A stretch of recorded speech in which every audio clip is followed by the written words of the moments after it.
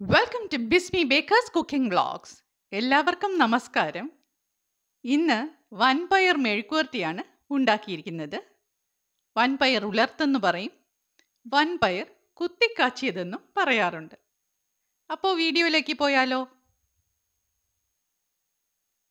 ഈ റെസിപ്പിയിൽ വൻപയർ ഞാൻ പ്രഷർ കുക്ക് ചെയ്തല്ല എടുക്കുന്നത്, അതുകൊണ്ട് കുറച്ച് വെള്ളത്തിൽ സോക്ക് ചെയ്ത് വെച്ചിരിക്കുകയാണ്. രാവിലെ ഉണ്ടാക്കാനാണെങ്കിൽ തലേന്ന് രാത്രി തന്നെ വെള്ളത്തിൽ സോക്ക് ചെയ്ത് വെക്കണം. ഇനി ഇത് വേവിച്ചെടുക്കാം.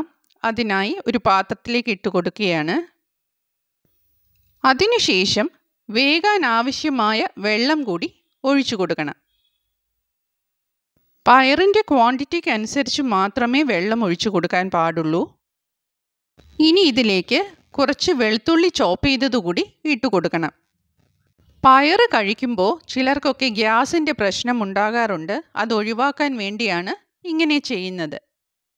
താളിക്കുന്ന സമയത്തും കുറച്ച് വെളുത്തുള്ളി ചേർക്കും, പക്ഷേ ഇപ്പോൾ കുറച്ച് ചേർക്കുന്നത് എന്തുകൊണ്ടും നല്ലതാണ്. കാശ്മീരി ചില്ലി പൗഡറാണിപ്പോൾ ഇട്ട് കൊടുക്കുന്നത്.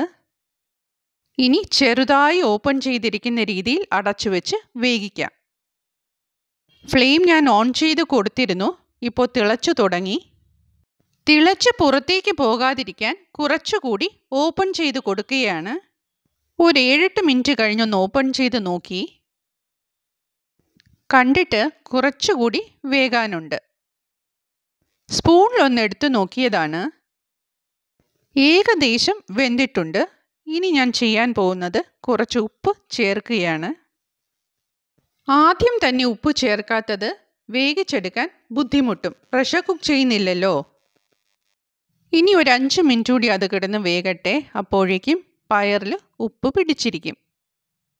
ഒരു കാര്യം ശ്രദ്ധിക്കാനുള്ളത്, അതിലെ വെള്ളം മുഴുവനും വറ്റിച്ച് കളയരുത്.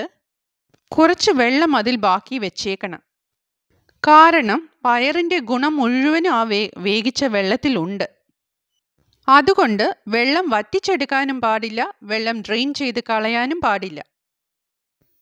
ഇതേമാതിരി കുറച്ച് വെച്ചേക്കണം.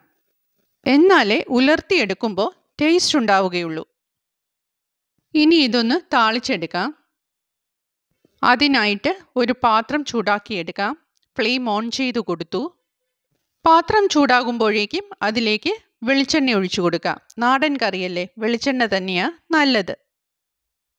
നിങ്ങൾക്ക് ഇഷ്ടമുള്ള എണ്ണ എടുക്കാം കേട്ടോ. എണ്ണ ചൂടായി കഴിഞ്ഞ് കടുകിട്ട് കൊടുക്കാം.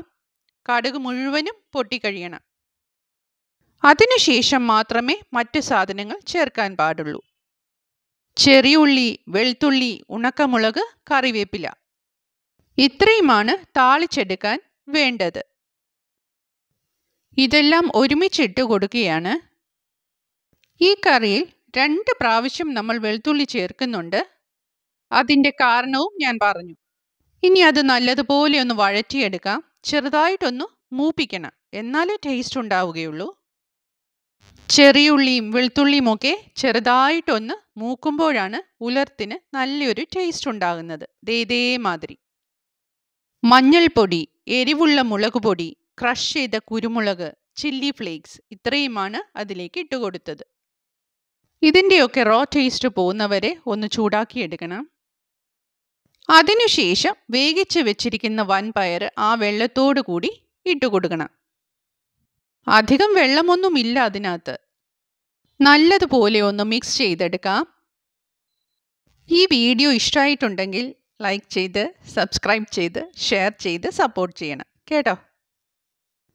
ഇത് മാത്രം പോരാ, ആ ബെല്ലൈക്കൺ കൂടി ഒന്ന് എനേബിൾ ചെയ്യണം. ഫീഡ്ബാക്ക് കൂടി തരുവാണെങ്കിൽ നന്നായിരിക്കും കേട്ടോ.